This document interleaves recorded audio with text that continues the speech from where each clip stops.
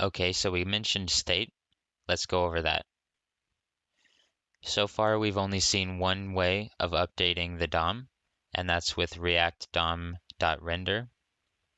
Using state is another way to update the UI. When state changes, the component is updated in the DOM. Using state is different in class-based components and functional components. We'll go over how to use state in class-based components for now. We'll do that by making a square turtle walk across the screen. In the components folder, create a folder named turtle. In there, create a turtle.js file.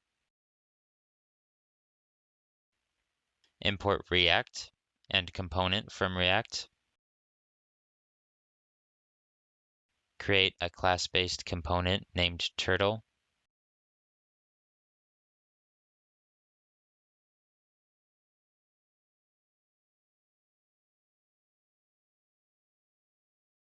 With the basic setup finished, I'll return a div. There, I'll add another div, give it some inline style, a width of 10 pixels, a height of 10 pixels, and a background color of green. In the app.js file, I'll add our turtle component. Then we need to import it.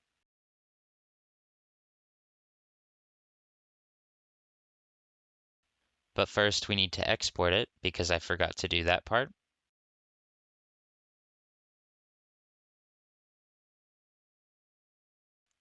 Now we could import it from components/turtle/turtle.js, but there's an easier way. Rename turtle.js to index.js and make sure the file name starts with lowercase. We've been capitalizing our files so far, but we don't with index. Now since our turtle component is inside the index file of our turtle folder, we only need to specify the folder it's in. Something else to mention, you might notice we don't add the .js to our hello component. We can only do that with JavaScript files. React interprets them as .js files by default. I'll change the width and height to 50 pixels. Now we need to set up the constructor. The constructor is a method that's called right before the component is mounted to the DOM to initialize the state of the component.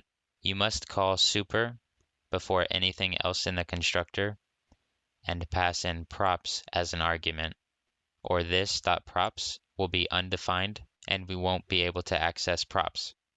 Below that, we'll create the first version of our state. Set this.state to an object literal where we initialize state.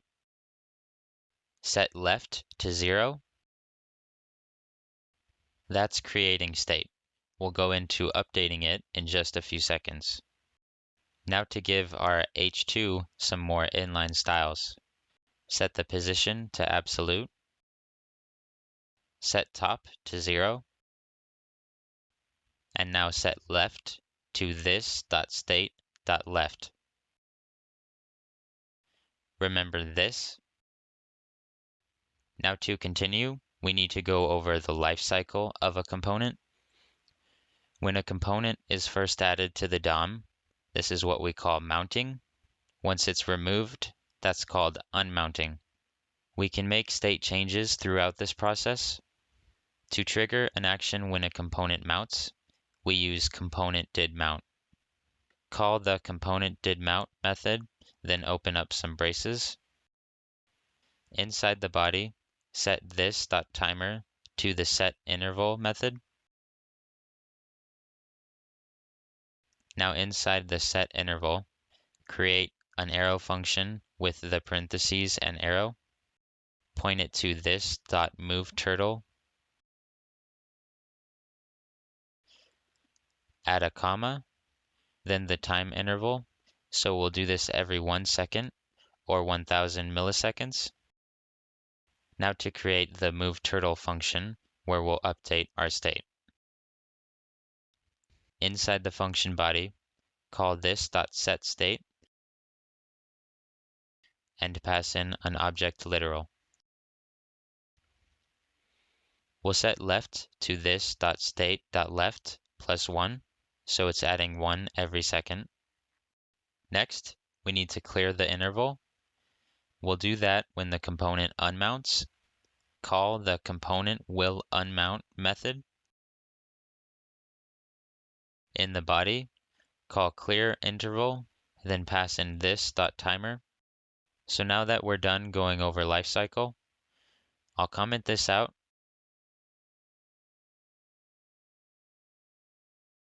and open up the browser. You see we have our turtle sitting at the left side of the screen. Now if I bring in component did mount and move turtle, we can see it start moving. I'll change it to add 5 to left every second just to see it easier.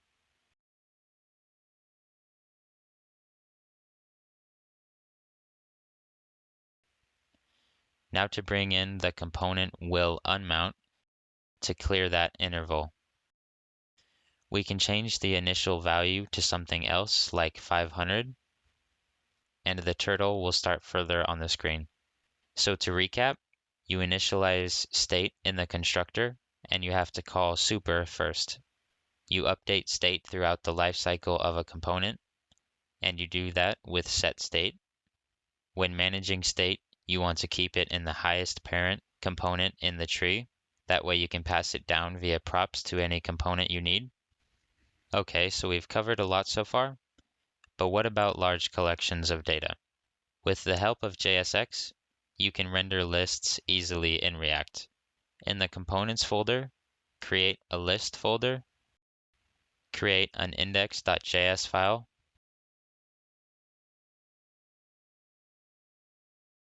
import React and component from React,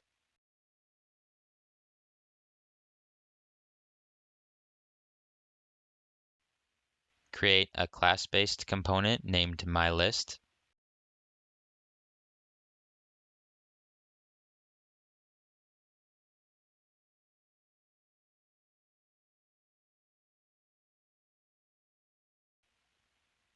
I'll return a div for now. Now above the component, I'll create a characters constant and set it to an array. I'll add 3 strings, each containing a character's name.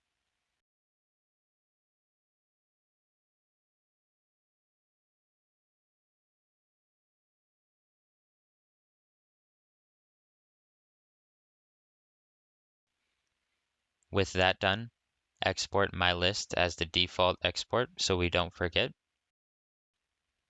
Import myList into the app.js file.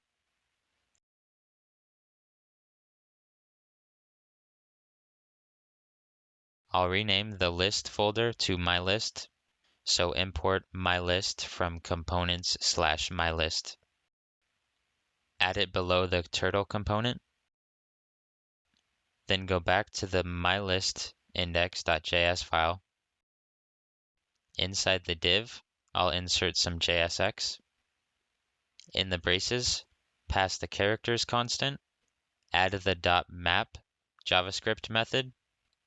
In the parentheses, open another set of parentheses, pass in character as the param, create an arrow function pointing character to a paragraph, where we'll pass in some JSX containing the character. Now if we open the browser, we get our character names. I'll open the inspector console, and if I refresh, I get this warning. Each child in a list should have a unique key prop. That's so React knows which item in the list is which. So inside the map method, we need to give the first returned element a key prop. The first and only element would be this paragraph. So I'll give it a key attribute, then set it to some JSX. The map method has something that can help us here. Pass in index as the second argument of our arrow function. Now index will represent the index of the item in the list. It's advised that developers find another form of unique ID for lists, but this will work for now. Pass index in for the key prop. Now if we open the browser, that warning should be gone.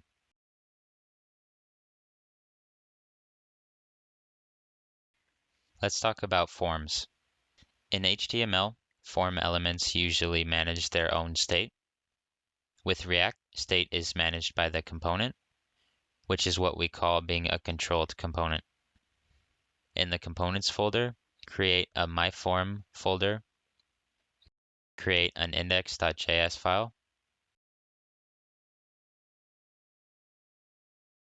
import React and component from React,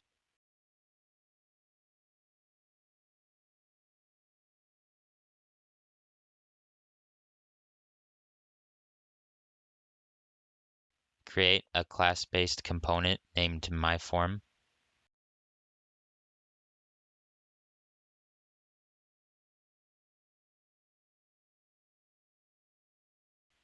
return a form element. Inside the form, we'll put an input. Give the input a type attribute of text. Then set the onChange attribute to some JSX containing this .onChange handler. Above the render method is where we define functions to be used in the component. Set onChange handler to an arrow function. Before we finish that, create the constructor. Call super with props.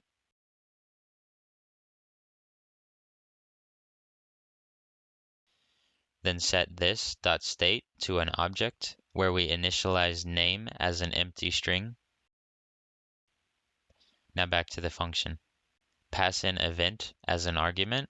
We'll get the event passed down from onChange. In the function body, call this .setState. Pass in an object. Now set the name property to event.target.value. Right before the input element, I'll add a paragraph asking what's your name. Don't forget to export myForm as the default.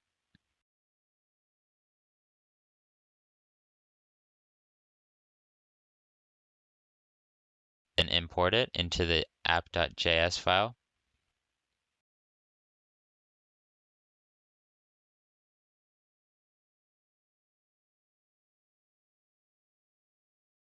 I'll comment out our other components and remove the other unnecessary elements in our app.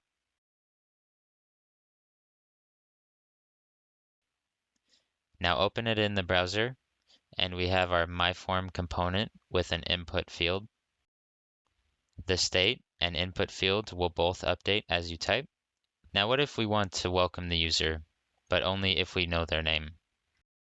Conditional content is great for that.